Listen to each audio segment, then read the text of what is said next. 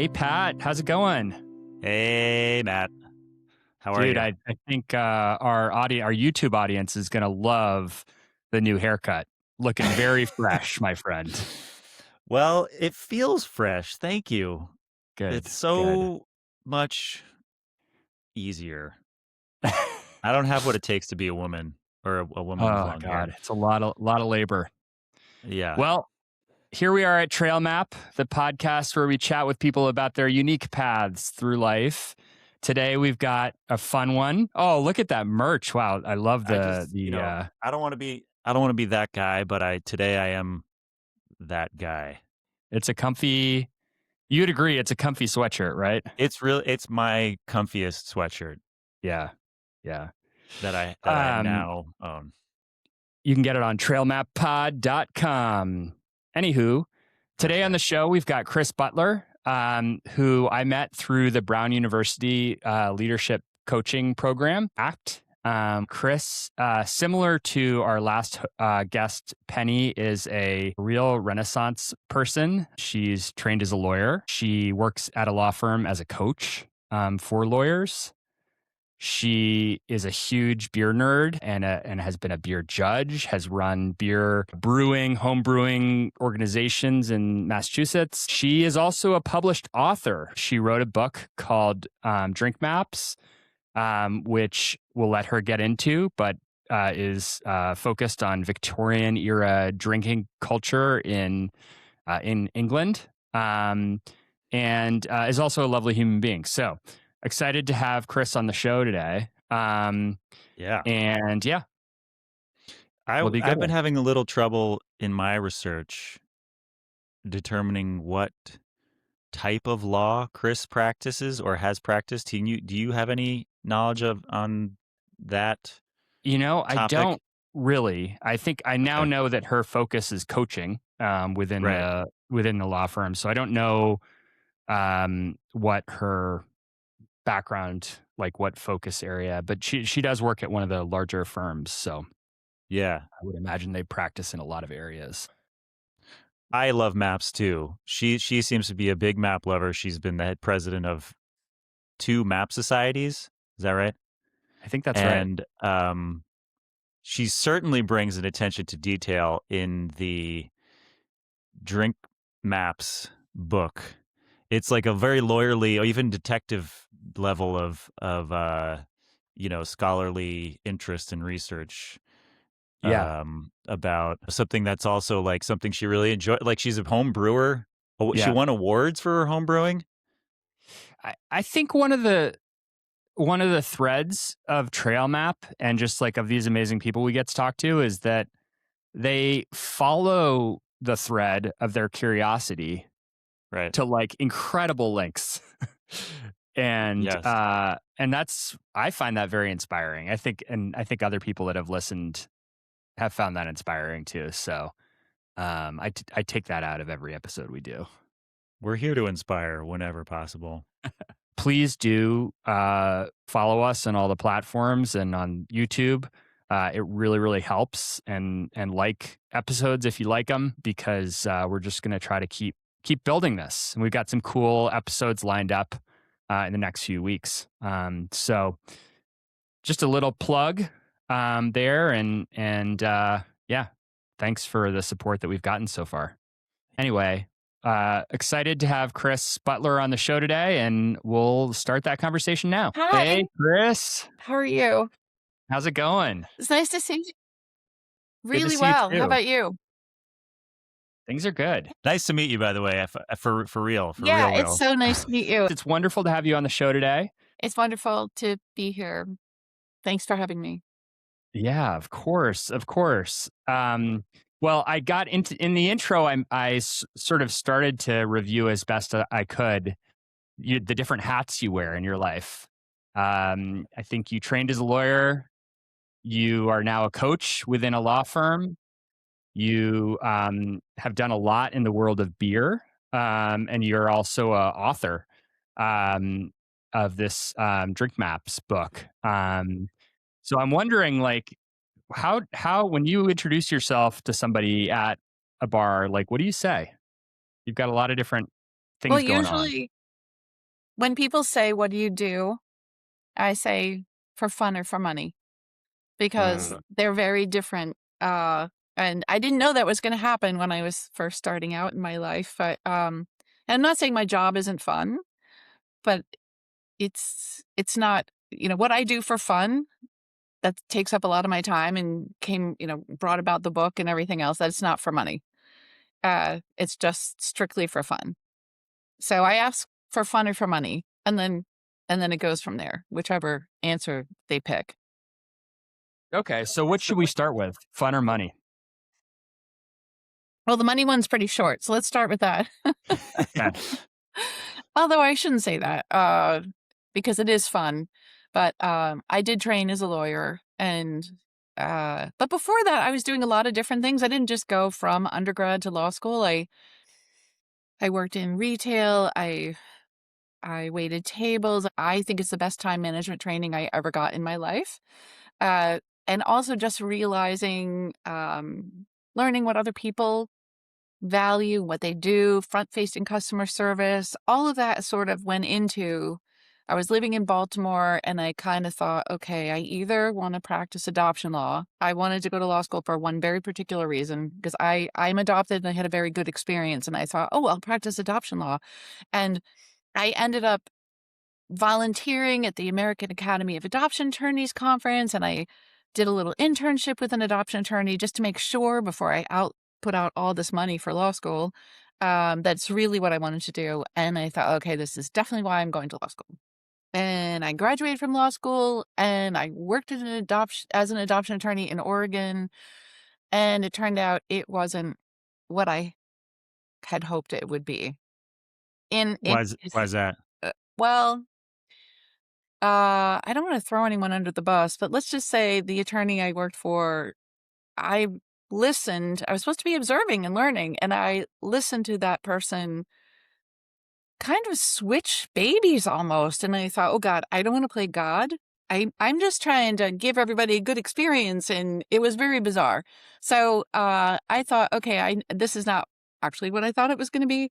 So I have this very expensive law degree now. What am I going to do? And I ended up, I was married at the time, and we moved to New Jersey after Oregon. Oregon was great, by the way. Best beer ever. I mean, the 7-Elevens, this is like 1996, and the 7-Eleven had good beer. So Wow. I moved to New Jersey, just local craft beer. No one called it craft then. Yeah. Local, well-made, delicious beer. It was so good. I don't want us to get too ahead of ourselves or get too off track, but while we're here, I've been, looking at the drinking maps of Victorian England, and even in the United States, in Maine and whatnot, and all these little red dots for where all the pubs are, so dense on every street. It was just like dot dot dot dot dot dot dot dot dot. Like, in contrast to what you probably will see nowadays. It's just it's such an interesting historical snapshot of what I think you described in some of your talks, is that there was a drinking problem that people felt they needed to start a movement to to end. And that was surprisingly universal. I think this was one of the biggest surprises when I started really researching all of this. There was prohibition in Canada, in Russia, Norway, even Italy had a restriction on alcohol. There was just a time when all of a sudden it was everywhere. And there are a lot of theories that scholars will argue about. I'm not a scholar, so I'm just going to say what I've read about, which is the invention of the distilling, a faster and more efficient and cheaper distilling mechanism, so that truly hard alcohol and spirits were available quickly and cheaply to everyone. So people were just shit-faced all the time, all over the place. Children, parents, old people, whoever they were. And there was no universal sort of accepted measurement. So people were drinking gin out of pint glasses. And, they were going, oh yeah, if people just drink beer, that's so much better than drinking gin. And it's because people who were drinking gin were drinking it out of a pint glass. So anyway, it was a problem in the Western world all at once, for many years. And so anyway. So before we leave the for money portion of your life, so you're a lawyer, you're working in the adoption space. It's not what you were sold. Mhm. You're not liking it. So what's next? That's when I decided I spent a lot of money on this law degree, so I will just keep practicing. And that I ended up in a firm in New Jersey who, oddly enough, had a really big case. So I was barred in Oregon first. That was my first state bar. Yeah. Um, and I went to law school in DC, met a fellow classmate, married, and he wanted to get a PhD. That's why we ended up in Oregon, which was great with me. I wanted to explore the world, so I thought, great. And I did love. I'm so glad I had that experience living out there. Yeah. Uh, it was really special. And then when I realized I didn't want to practice, though, I thought, well, I better look for jobs in the legal industry, uh, just to try to make some money to pay off my student loan. And the one I found in New Jersey, they said they hired me because they had a big case in New Jersey against an Oregon company. Mm. It was a civil case, so it was basically just over money. And that's why they hired me, which is kind of strange because it's a big litigation. I'm not a confrontational person. I definitely didn't go to law school to fight. I like to find common ground and make solutions. Mhm. So anyway, I ended up, and it turned out it was about finding common ground. It was a family. It's a business dispute, but it's two families, two brothers. And I ended up, the, the main partner was so mad. Everybody was mad at each other. And it's really, am I the only sane person in the room? Everyone ended up, finding the one common thing, making nice. Everybody ended up getting along, and I thought, okay, maybe I can do this. And then the case after that ended up being a fight, a knockdown, drag out fight, and I just thought, okay, that's it. I'm, I can't do this. And Mhm. I left it to work at a company in New York City that independently creates continuing legal education programs for Hmm. lawyers, which lawyers are big law especially is willing to pay a lot of money for. And it was interesting. It was okay. It was, I got to be in New York City every day. That was fun. And then my then husband, who's a professor, got a job in the middle of nowhere. And we tried remote working when I was with the New York company, and it just didn't work back then. Mhm. Um, and I ended up becoming a career services. There was a law school there, of course, because he was a law professor. And I I taught some classes and became the head of the career services office. So I saw the school, what we call in the industry, the school side, which has its own things. And then when we realized it wasn't really going to work, I ended up getting a job in Atlanta as a professional development. I managed the professional development, which means basically the internal school of a big law Mhm. firm. And I did that. And that's when I decided I have to get out of law. It was a terrible firm. They don't exist anymore, so I'm not even going to say the name. They dissolved, but they Mhm. didn't dissolve while I was there. I thought, if this is what big law is like, I want no part of it. It was a terrible experience. And I would spend, as soon as I realized I was leaving, I spent all my vacation time working in breweries thinking, okay, this is going to be my next career. My parents were on board. They said, you gave it your best shot, whatever. As a woman who didn't have a brewing degree, I had apprenticed on my vacation time with another woman brewer. And she said, listen, you got to put my name in the subject line. And then in the body, you have to offer to come there on your own account and your own dime, and you will kind of show them you'll just volunteer to work there for the day, and then they can decide if they want to hire you. And I'm very proud to say I did this for two breweries, both accepted. And at the end, I had offers from both breweries. Wow. And I know, I thought that was really, I thought, okay, this time was not wasted. But the money was very, it was so, it was so low. Uh, Unlawyerly. yeah, you really have to, I mean, I wasn't making a lot of money as a lawyer, but this was even less.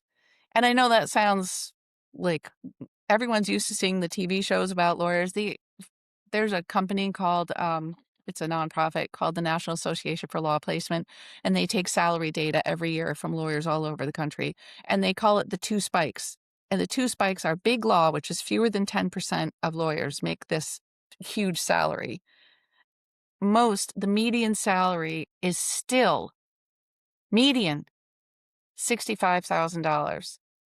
Wow. Even in Cambridge, I don't know the exact data anymore, but it's all publicly available. I think the starting salary for prosecutors like 35. It is atrocious.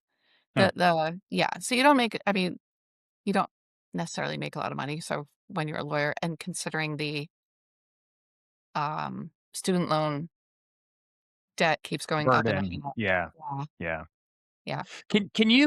Can you take us back to the moment where like you've given it a shot, like being a lawyer, and then you decide to sort of go into the professional services realm, more of like the education realm. Like, what are you feeling? Like, what kinds of things are coming up for you? Because you've spent all this money on the degree. Like, is that a scary moment? Oh, What's it like? it was awful. The thing that I had to really get up the guts for was having the conversation with my parents. And I got a scholarship to law school, so they didn't pay for this, but Yeah. it was, I knew especially my dad was my parents are working class people, a teacher and a real estate person. They were not, they were so excited and proud and I thought, well, maybe they're not going to be proud of me anymore. And of course Mm, they were. I don't know why I thought that. Anyone with kids who's listening to this, you're thinking, what are you kidding? I'm going to be proud of my kid no matter what. And they were, when I said I'm not going to practice anymore. And they didn't even bat an eye. They said, well, if you're not happy, you shouldn't keep doing that. And I thought, oh, yeah. oh, yay. Okay. My happiness is your primary goal. That wasn't my primary goal. I just wanted to do well, but they wanted me to be happy. And that kind of helped me refocus. You say you certainly gave it a shot. You had, 5 different jobs in law in 5 different sort of capacities. I seriously feel like I tried everything, and that's the only time I finally gave up. And um, what had happened is right before I applied to these brewing positions, I saw an ad that said, we're looking for a career coach. We've never had this role before. Nobody did. No, I think there weren't even 5. I'd never heard of it. And the ad said, we want you to you have to have practiced. We require that you have practiced law and that you've taught at a law school, which I had done. It would be beneficial if you've run a career services office and you must have big law experience. And I thought, this is so bizarre. I don't know what this even means to be a career coach, but I'm going to throw my hat in the ring. And I didn't hear anything. And then when I had the offer, I remembered, and I went through the first round. I did go through the first round of interviews, and I thought, okay, everybody seems great. And then I didn't hear anything. And I thought, I guess I didn't make it. It's one of those things you don't hear. You know how jobs are somehow. Mhm. And I thought, well, now I have a job. So I have the confidence to call back and say, hey, I just want to let you know, I have another offer. I just, am I still in the running? What's going on with this? I didn't tell them the offer was at a brewery. We laugh about this now. And they put me on a plane the next day to meet with the decision Wow. maker in the Miami office, who we actually had a 20th reunion lunch the last time I was in Miami. So anyway, the thing is I've been there for 20 years and that's where I still am. And I love it. I'm going to name it because I love my firm so much. It's Holland and Knight. They are not like other big law firms. They really care. They totally support my book project. They've asked me to brew. For 10 years, I made beers with the summer associate class. I mean, they grab the whole person and they really want the whole person. And that's why I just love my firm. I can't say enough good things about Holland and Knight. They are incredible. What is a career coach within Holland and Knight? What does that role Well, look they like? didn't know what I first started and I didn't know, but what they thought it was going to be is I'm going to have what they were noticing is, and we were much smaller then, but what they were noticing is sometimes people realized they wanted a change and they would just quit as opposed to, and then go work. And sometimes they'd work for a client. And like any law firm, it would be great if everyone could make partner, but if they can't make partner and you've put all this investment in them, what if they say, wow, I'd like to go work in-house? The firm can be in a position to say, well, what if you go work for a client? Or even if the firm is ready to part ways with them, it's big law. We hire people with ridiculous, way better credentials than I have, and they're wicked smart, and they're gonna thrive somewhere. Somebody said Uh-huh. to me, or I read somewhere, I can't remember where it was. I think it's Einstein, but somebody said, "You can be a really great fish, but if someone expects you to climb a tree, the people who expect you to climb the tree are going to be disappointed and you're going to feel stupid." And this is exactly what I talk to people about because we have so many great lawyers and changing practice groups in the first 3 years. That's what I coach on the most. You're not going to be a litigator. Maybe you'll be great in transactional work. And I've talked to all of our practice group leaders. We have 60 practice groups. We have 2,000 lawyers. No practice group leader is still in the same area that they went to law school for.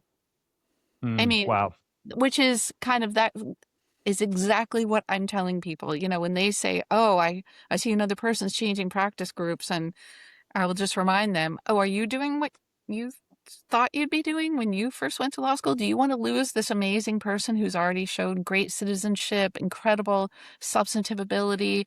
You know, we don't want them to go. And if they do, can we have them go to a client? But the great thing is our conversations are confidential. So if someone says to me from day one, I'm going to be out of here in 5 years and I'm going to be going in-house. Okay, wonderful. I can work with that. Let's do it. Sometimes they change their mind and stay and become partners. Sometimes they leave earlier. I mean, it's a nice it's nice to be trusted by my firm to be in this space and given the grace to help people in the direction the person wants to go in, not necessarily that the firm wants the person to go in. How are the relationships with the people you're talking with and helping set up? Like, do you meet regularly? Is it a little bit like a therapist type of situation, or is it just kind of depend? Like, how do you determine how much you're going to work together, how you interact?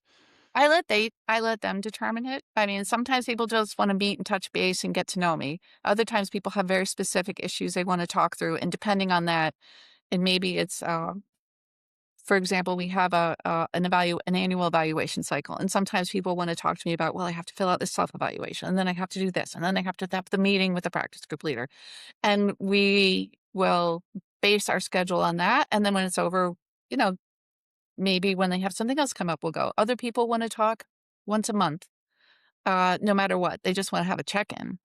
Other people are having a very difficult. They're just having trouble navigating a certain personality. Some people are not happy in their practice. It's really person dependent. I think one of the things I'm most proud of is I'm I'm a career coach for associates. That is my designated job. But some of the associates are now equity partners and they still want coaching. So I love when I get a call from an equity partner saying, you know what, I haven't faced this issue, or I have to delegate to someone in a different practice group, for example. And I've learned these other things, but it's just not something I've ever learned. Let's just talk through what I'm struggling with. And that I love that. You got to admire people in a position of experience and power admitting that they don't know everything. And also that they know I'm not, it really does stay with us. It doesn't go anywhere because it took a long time to build up that trust. So, Kris, just as you're telling us your story, your realization early on in practicing law that like it wasn't quite the right fit for you, and now thinking about this role that you have, where most people don't end up where they start out within a firm. Like it seems like there's a connection here between the fortitude that it took you to the bravery that it took you to like go to your parents and be like, this isn't right for me. This isn't the right thing. And to like go through that process and then maybe to help other people with that same thing. It just seems like, regardless of what career you're in, that's something that we all encounter. It's this moment where you have to navigate something not being quite right and needing to do something different. And I was actually thinking about that when I was listening to your conversations with Penny, because I went to college thinking I was going to be an artist. And 3 days into my first studio class, I realized, oh, I love this and I'll always have fun with it, but I don't have that extra talent that people in this room clearly have. And I ended up majoring in art history. And I can kind of, which I'm very happy with. I mean, art, in addition to maps and beer, are my travel compasses. You know, I will, if I know I'm going somewhere, I'm going to research the art museums, the beer destinations, and the map collections. So when I realized I'm not going to be an artist, but I still have a little toe in this universe, and I really appreciate people who can make gorgeous stuff. Um, the same is true with beer. My first beer, and I don't know if either of you play golf. I don't play anymore, but I was forced to when I was growing up play golf. And you know, the first time I had to take my lesson, I think my parents were there or something. The first drive I hit, yeah, they were. They just said, "Let's just show you what this is and you can try this." I outdrove my father. I think I was 11. Wow. So you know what you get out of that first thing? You're like, "Oh, I can do this. It's no problem." Of course, I Yeah. never played that well again. I mean, you know, it's one of those things, but it motivates you. Same thing with my first beer. My first homebrew was so good. I've been chasing that. I've been chasing that beer ever since. It was phenomenal. I've never made a beer that good since then. But but I was I don't know if you know the musician James McMurtry. He's Larry McMurtry's son, the author, wrote Lonesome Dove. no, but I'm He's writing it down. James is a great musician. He's got a lyric, "I don't want another drink. I just want that last one again," which I feel like relates a little bit to the temperance thing that we might get to later. But Yeah. I think it applies to what you're saying of like, a memory of a great experience can keep you coming back to try to, like, if not replicate, just like, expand upon and search for that, like, initial magic, initial spark. Mhm. Absolutely. Absolutely.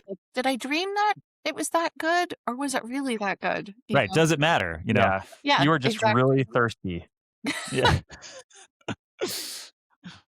So Chris, I think it'd be helpful maybe to hear a bit about the fun side of your life. So we've been talking about your money making piece. Not that it isn't fun, but tell us about the rest of your life. Okay, the rest of my life, uh, it kinda started out with, um, kind of the internet. As Penny was talking about, it was new to me, and you can look up these things, and it wasn't I didn't I knew about Ask Jeeves, but there was something else at the time, so it was a little bit later than that was, but it wasn't Google yet. And I was working in the same middle of nowhere place where I had to learn how to make my own beer because I couldn't get a decent beer, uh, and in the mountains of Southwest Virginia. And I thought, somebody at the law school actually had a set of maps, and it's a type of map that they used for title, to establish title, and this is a coal mining region, and all of these maps were made in triplicate. And one set was at the courthouse, and the courthouse burned down. And another set was at the city hall, and the city hall flooded. So he had the only remaining set for the last 80 years. And everyone, when a house was sold or a business was sold or someone wanted to come in with coal rights or mining rights or railroad rights, and everybody has rights. So there's rights underground for all the minerals, especially in coal country. And then there's rights above ground for the trees, because this is the land of chestnut trees from the 1930s. And basically, if you own a home, what do you actually own? You own some rights to the surface to construct a building. But if you want to cut down a tree, you actually have to get permission. So he had all of these maps and the only set, and they're hand drawn all over the place. And I thought, I wonder if people in Europe understand what this is about. At the same time, I learned about this conference called the International Conference on the History of Cartography. And Hmm. they allowed non-academics. Now, I realized I had to bring some expertise. Finally, my law degree matters. So I was looking at these rights that people had on these maps, and I submitted an abstract for this conference in 2005 in Budapest, and also it was a new goal of mine to travel. And amazingly, it was accepted. I was going to go anyway because I just thought this is so cool that people get together from all over the world and they learn about maps.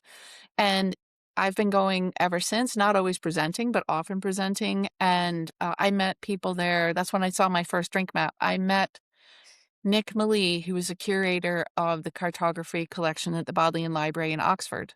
So Nick and I turned out he was a beer fan, we learned in Budapest. And he said, I think there's a map you need to see. And he sent me an image of the drink map of Oxford. That's the first one I ever saw, which doesn't even show the university on it. It's a map by the Temperance Group, an 1883 map by the Temperance Group in Oxford, trying to convince lawmakers to stop granting liquor licenses because you could just see in this black and white and red image that they're already, and they use red because it looks like a rash. It looks like there's a health problem. It's like chickenpox, Yes, smallpox. exactly. It looks like chickenpox. And they meant that. They meant it to connect, all these drink places with a health issue. And that was the first one I saw, and it sparked a little thing in the back of my brain. I didn't know that it was going to go anywhere eventually, but I thought, that is wild. And I just filed it in the back of my brain. And I kept going to these conferences every other year, no matter where they went. And my interest in maps kept growing, and that's kind of what started it. So what is it when you look at a map?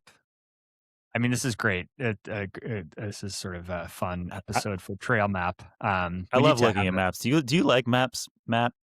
I love maps. I actually was just at our local bookstore yesterday, and they have a whole section on different map books. I mean, there's just so much contained within a map, so much beyond orienting yourself. So I can understand. What was it, Kris, for you that drew you to maps? Like what piece Well, I do you actually think want to hear about connected? from both of you. But when I was younger, we didn't have a lot of money, so we didn't travel. But I always wanted to travel, and when I finally Yeah. got to travel in my early 20s, I was working 3 jobs in Baltimore, and I saved up enough to go on a super penny saver trip with my then boyfriend to London, and couch surfing, the whole thing. And I remember I had, of course, a map on the way there. And when I got back, the map looked different because in my mind, I was looking at the map, and that corner I had this experience, and this is where this happened. And I could see in my 3-dimensional mind what happened there. And the map changed completely for me.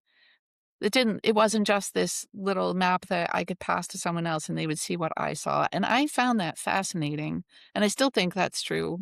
I love planning for a trip because I know that map is not going to look the same when I get home. That's beautiful. Do you use Google Maps, or do you buy the paper map for the place that you're going before you go? I confess I don't use Google Maps only because I have an iPhone, and I actually like the Apple Maps because it lets you Got it. Controversial. Here's what I really like about it, because I love beer. If I put beer in a Google map and beer is not in the name of the business, it won't show me. But if I put beer in Apple Maps, it will say, do you want to know beer destinations in this area that you're looking at? And I'll say yes. And it will show me beer bars, breweries, whatever related to beer. It doesn't have to be in the name.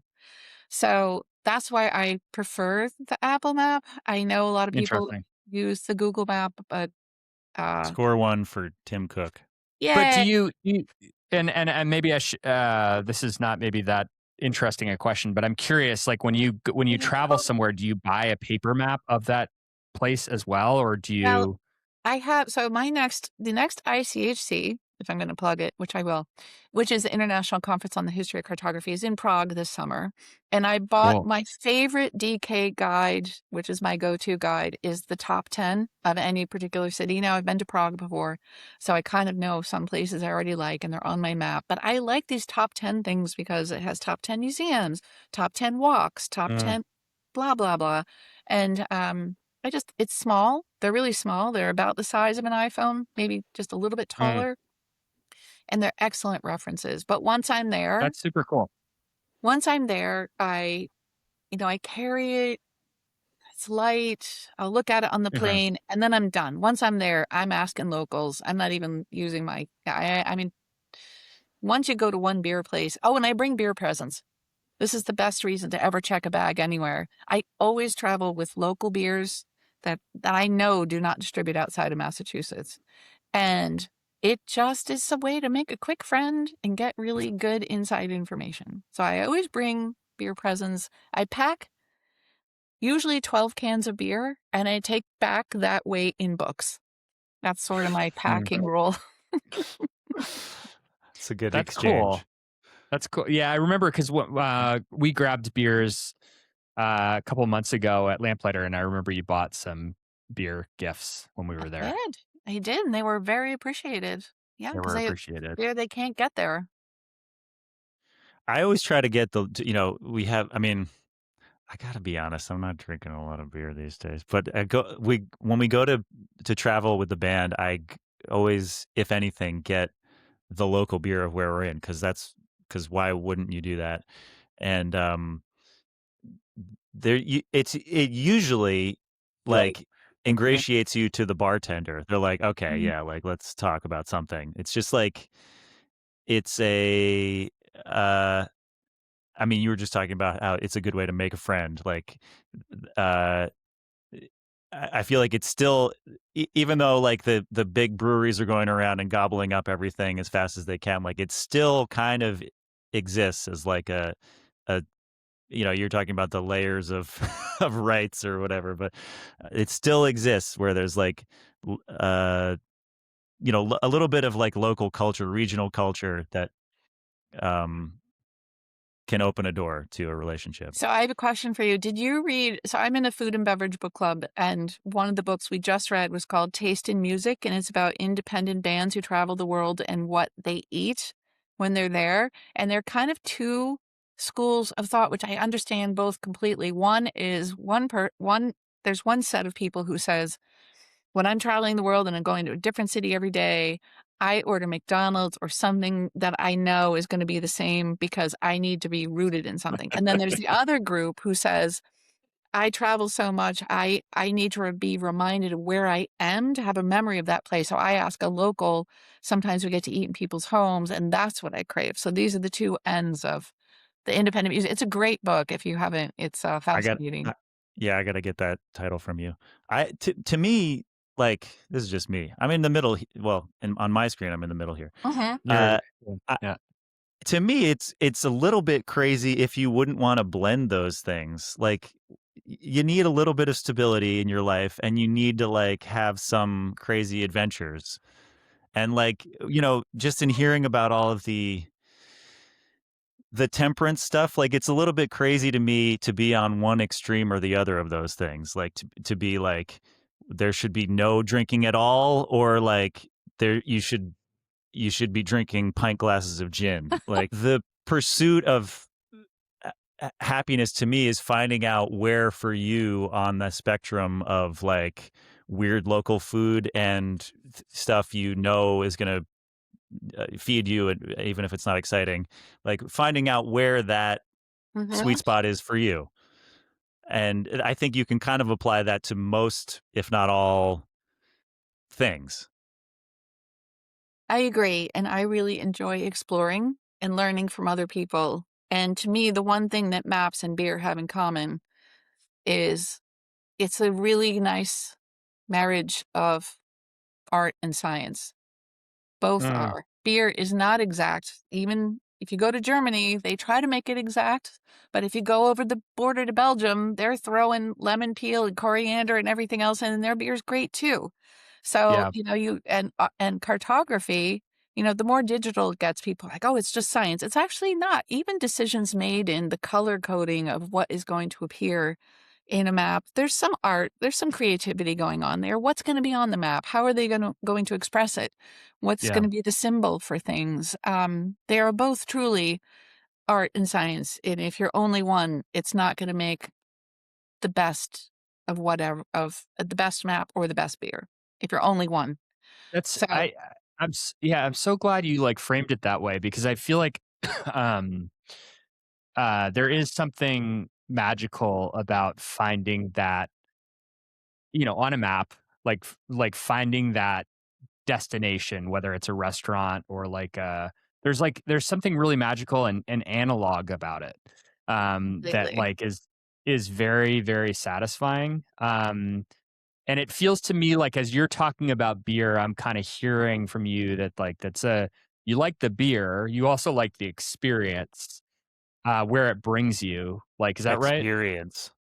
Completely. Experience. I get a lot of questions because I do teach a couple classes about beer, and I think one of your pre-questions was, how do you, do the temperance beer thing? Well, when I talk about my book, when I do my book talks, but also even when I teach at Cambridge Center for Adult Ed about temperance maps or anything else, it's a beer tasting. I mean, there are 5 beers. It's a pretty heavy 2 hours on a Sunday afternoon of drinking and learning. It's, I always combine the 2.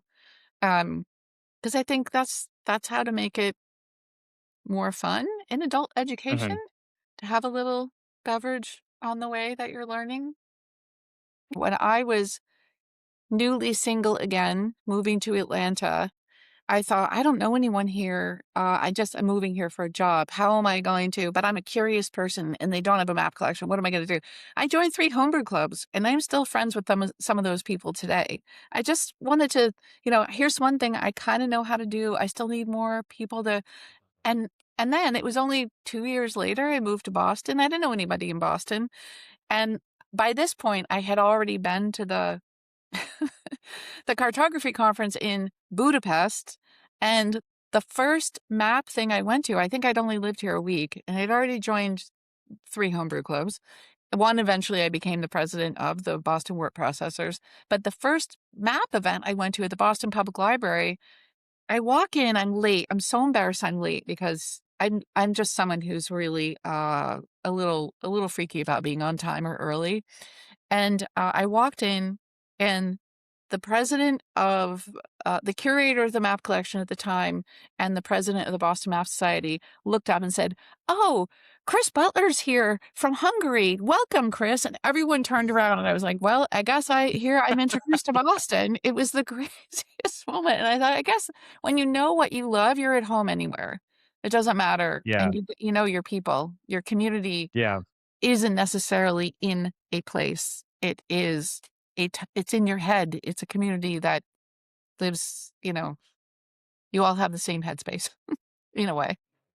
Yeah, for sure. For sure. So I'm curious, like, to talk about beer for a second. Like, when you sit down and you have a pint of beer, like, what are you, is there like one style that you're kind of looking for? Or are you, uh, what do you like? Well, I used to be way more of a beer snob than I am now. Now I just Okay. want one decent local beer on the menu, and that's what I'm going to support. And if I'm in a place and I'm not sure if it's local, I'll just quickly Google it. I mean, we all have these magic boxes now. It's not that hard. It takes 15 seconds to find out who owns blah blah, because Mhm. some of the magna whatever macro breweries are buying up all these little ones. Little slip Yeah. there. I'll Uh, say. but you know what I mean. It's become big MAGA business. breweries. Oh no. Yeah, what?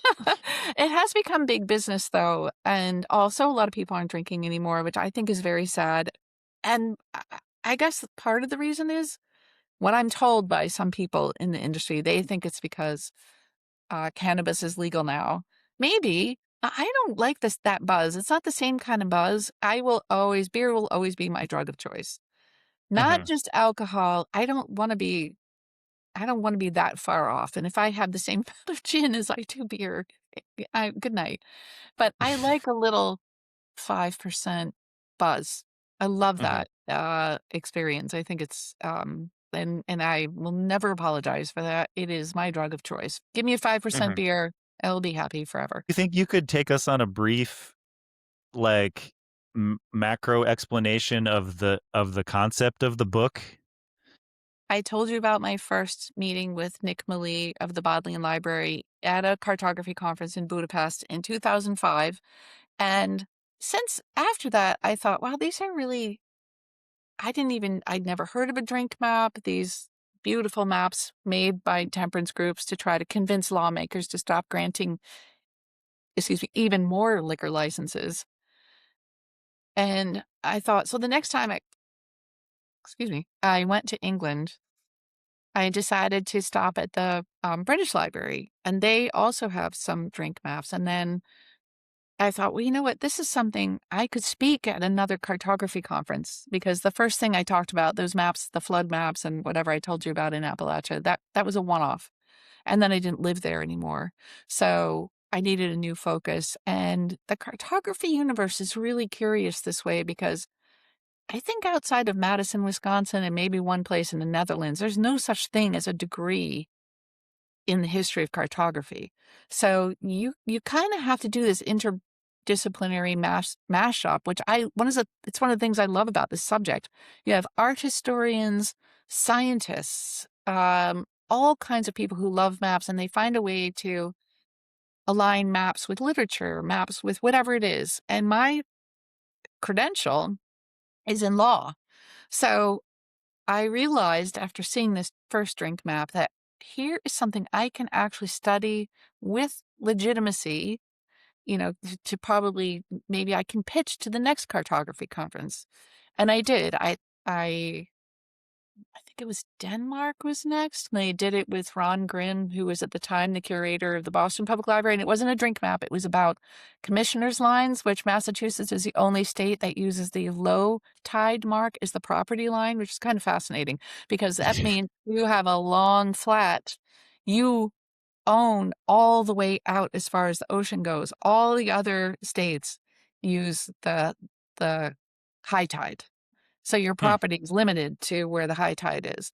And this whole interesting. idea of property lines around the world is all about what happens what happens on that land when the sea's away, when the sea comes back. It's fascinating. So anyway, I did that in Denmark and then um but meanwhile I'm studying more drink maps.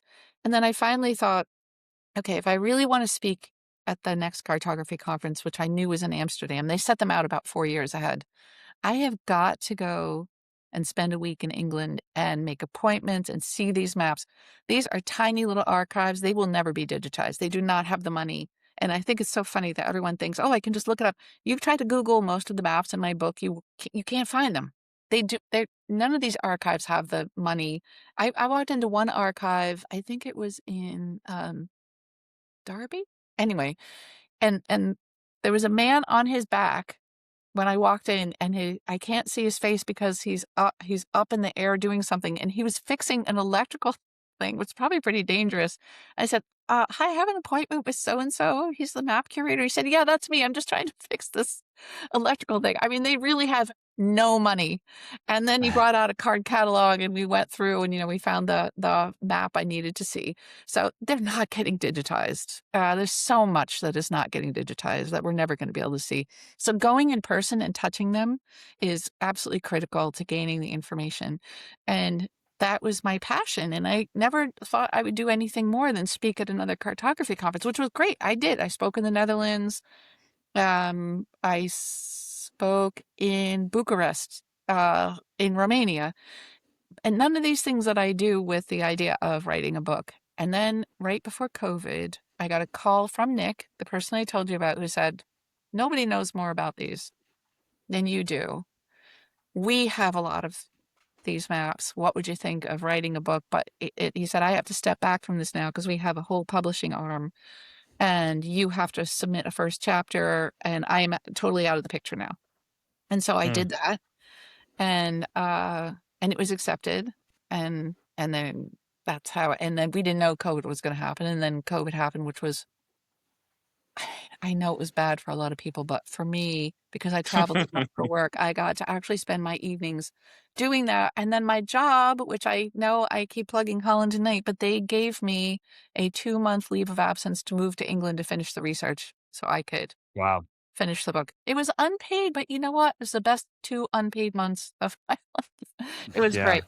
And I finished it, and I, was able to go see them in person because there was no way to do it without being there and seeing them in person. Yeah. Can I follow up on that?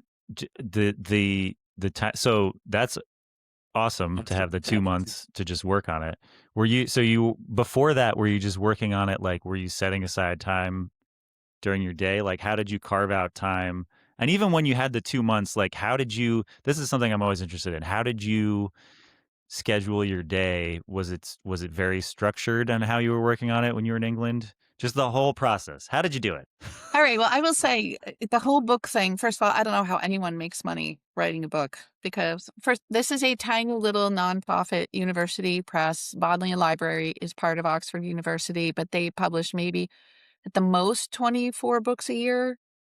And they're usually little one-off niche Mhm. things, and they're not looking to make money. And I think I got my first royalty check for £64, and it has sold 1,000 books.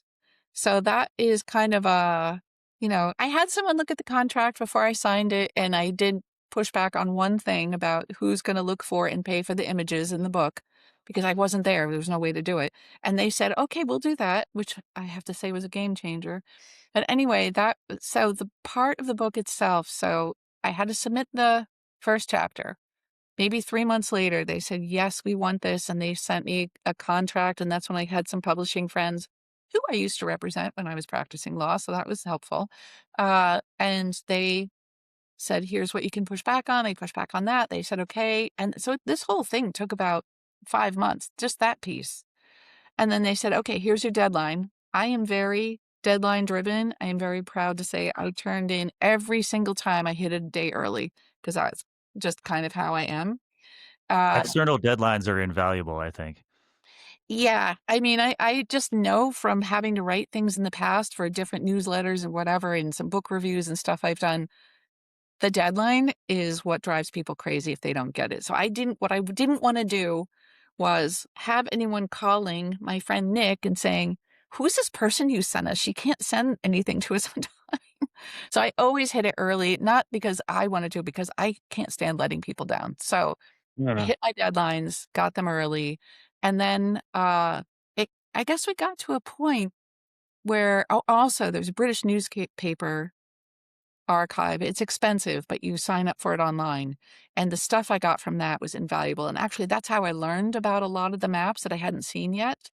So these are newspaper articles that you can just quickly go through online. It's actually amazing. It's part of the British Library, but they partner with some other newspaper company, and it sort of makes microfiche laughable. And I don't know if either of you've ever had to use microfiche, but you just do Mhm. it all online. You do a word search, and it puts a little blue box around the text. And even drink maps the phrase drink maps would come up. So I got all this great information, and then I realized I needed to go see them.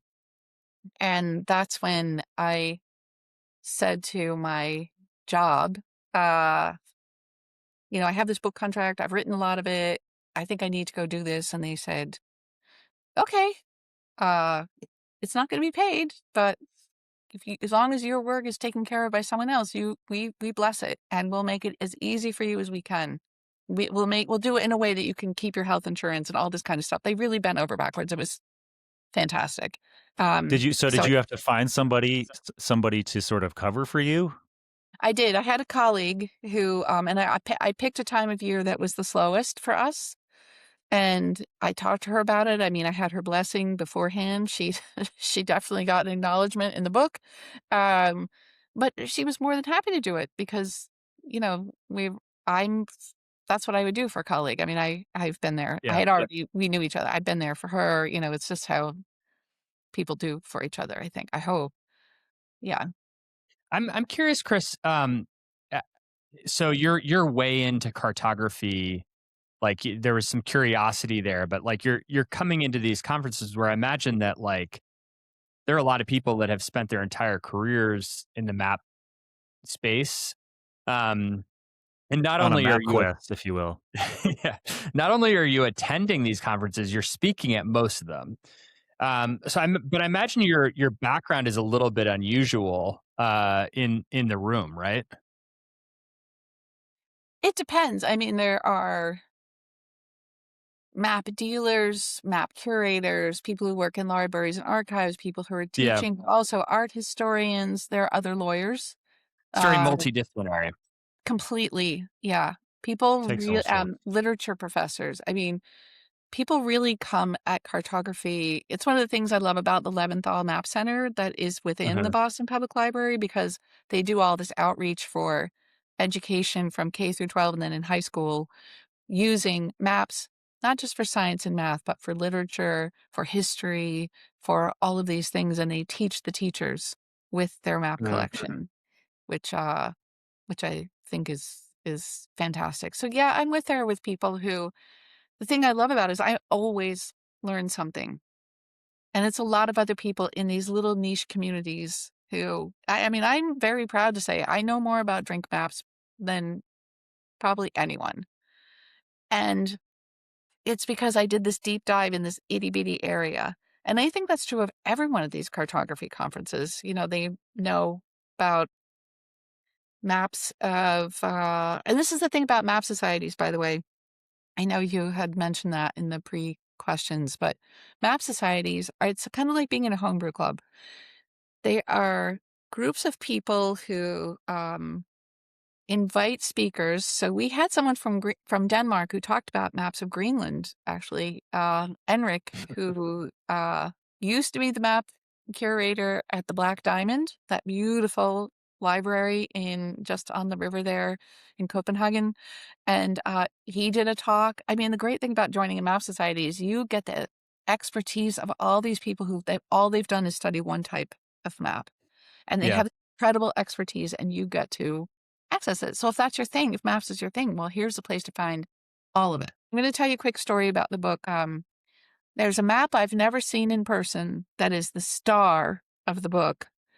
It is the center of a legal case that gave these magistrates who could grant liquor licenses more power. And it was decided on this little town called Darwin in the northwest of England. And I wanted to go there in person and just get the human scale and take some pictures. You know, I had some addresses of where these pubs were and whatever. Well, I got there and the address scheme had been changed. This is not a new thing, but I couldn't actually figure out exactly where some of the places were. And I thought, well, I made it all the way out here. I'm just going to go to this local pub called Bird in the Hand. And I sat there and I met the couple who own it. And there were only two other people there. And both of those people were born and raised in Darwin. And one of them was a computer scientist. And I was talking about my project. And he said, oh, I know a map of that time. Why don't I email it to you?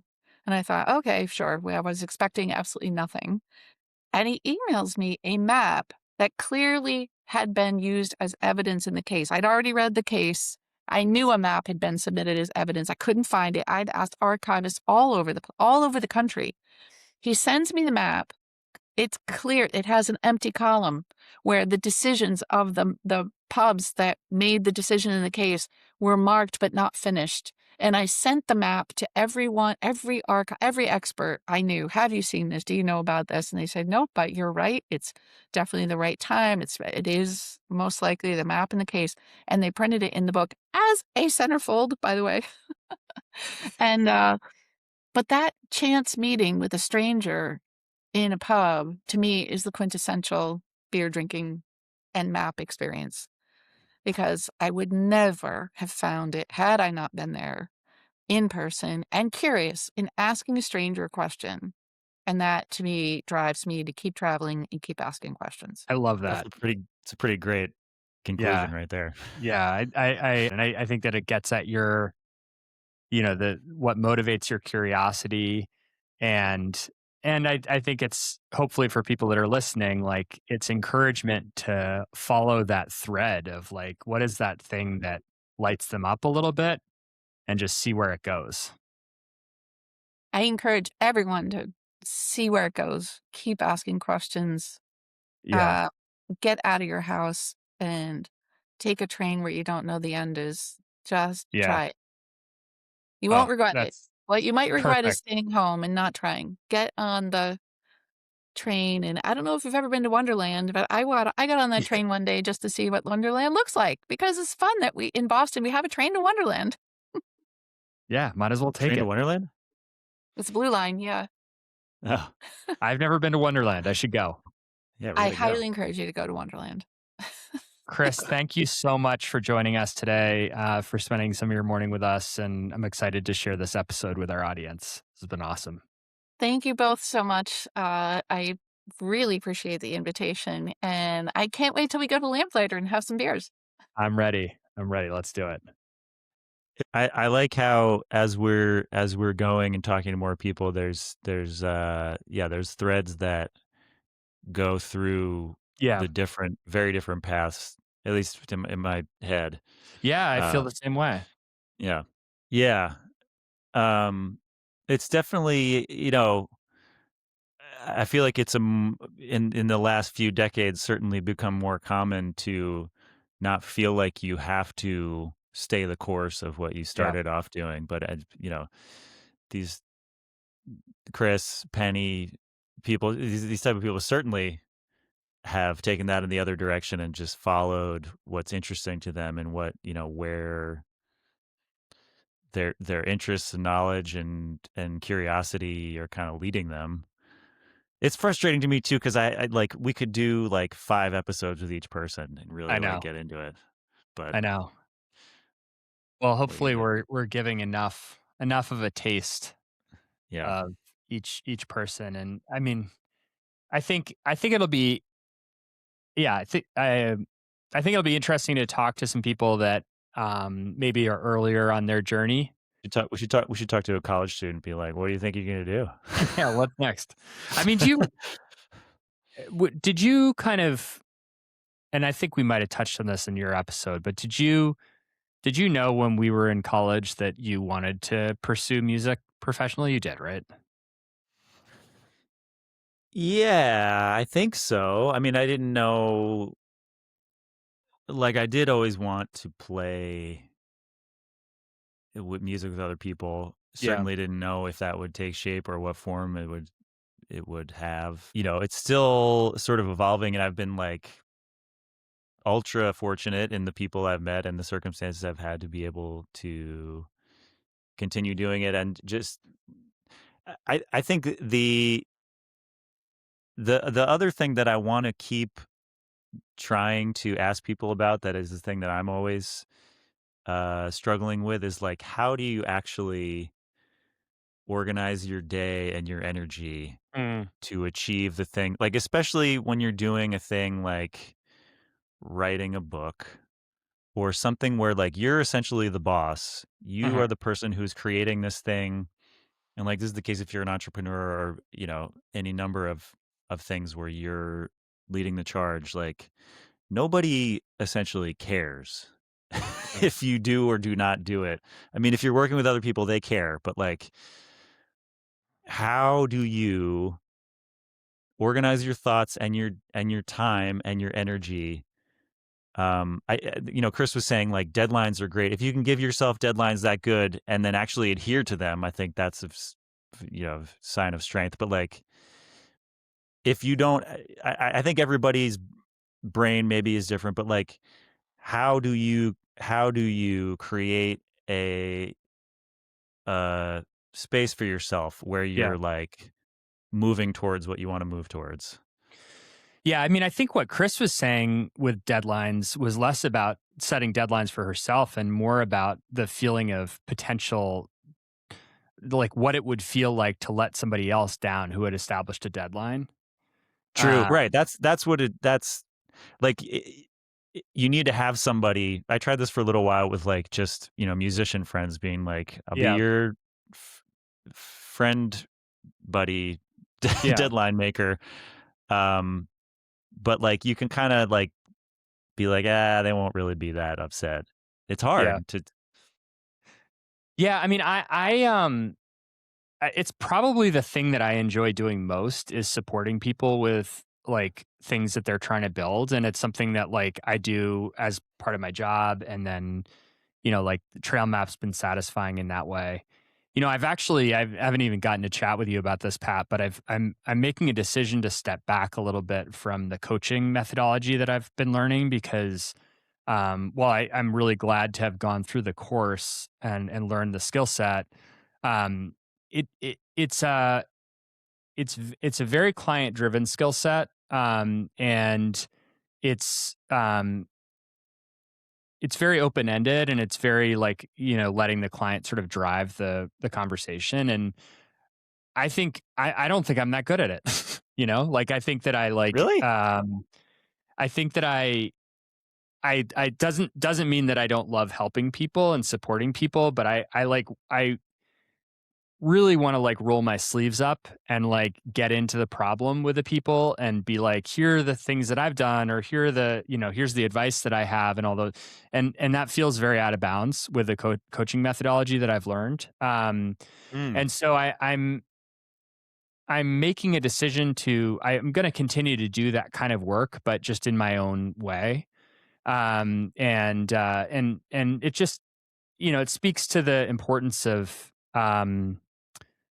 just being attuned to like when you try new things, like thinking about what's feeling right, what's not feeling right, and being willing to like shift things when they don't feel quite right. Well, first of all, Matt, I think you're an outstanding talker helper man in Oh, whatever thank you. definition you choose to Thank employ. you. And I mean, what you're describing is, I think, totally in tune with what Kris was just describing about, like, you don't, the way you apply the things, your skills can evolve at forever. Yeah. Um, and that doesn't mean that you have to wholesale cast off what you're doing or Yeah. anything else. So, Yeah. I think however you modify what you're doing, I think you're going to be fantastic. Oh, thank you. Yeah, no, I think uh it's about like following things through to like find ways to make them feel like yours, to make them feel yourself, to make them feel authentic. And it's something that I definitely since getting to know Kris have seen, and been very inspired by, is like her willingness to like be new at something, be curious about something, and explore it and put it on for size and kind of figure out like what's interesting there, for her. Um, so yeah, I think, and it's really cool when something like a book, comes out of that. Like there's a physical like artifact from her curiosity. Um, Yeah.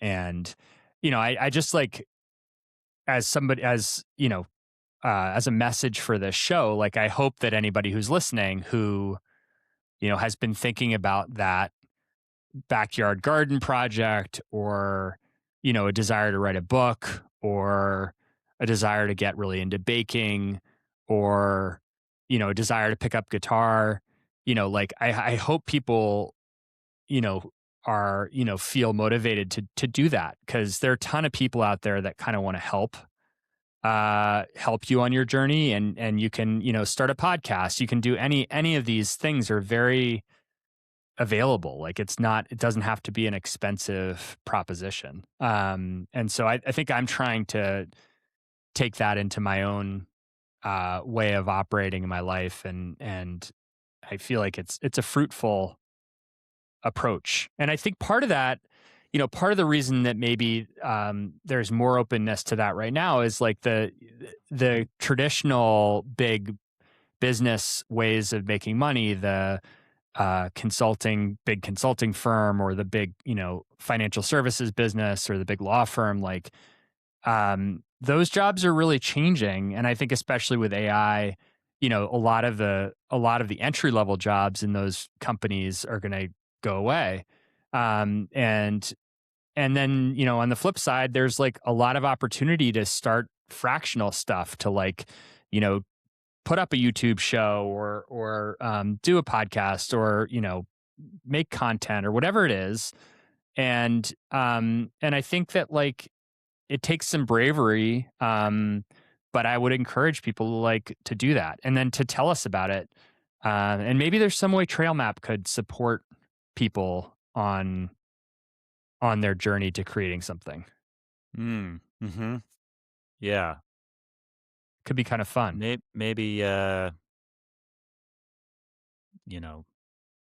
us up in the comments and then like and subscribe. Yeah. And then we can start a foundation. Or no, we can just Yeah. start a community Yeah. of people on their journeys in projects. Yeah.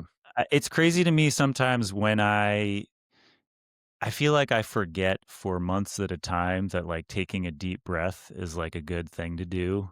Do you ever have this experience? And then I'll be like, Yeah. oh yeah, right. Like taking a deep breath is literally something that you can always do. Yeah. And then whenever I'm like doodling or like drawing, I'm like, oh yeah, like just doing stuff with your hands is like Yeah. really good for your brain. Yeah. And then you think about there's a lot, I spend a lot of time being frozen like, I don't know what to spend my energy on. And it's like, gotta just do one and Yeah. see see how it goes. There's usually something that feels right? I mean, there's usually something that feels like, okay, like this is what I want to be doing right now. Mm-hmm. So yeah, for me right now, Trail Map is top of that list. Like it's really fun to have these conversations and Yeah, man.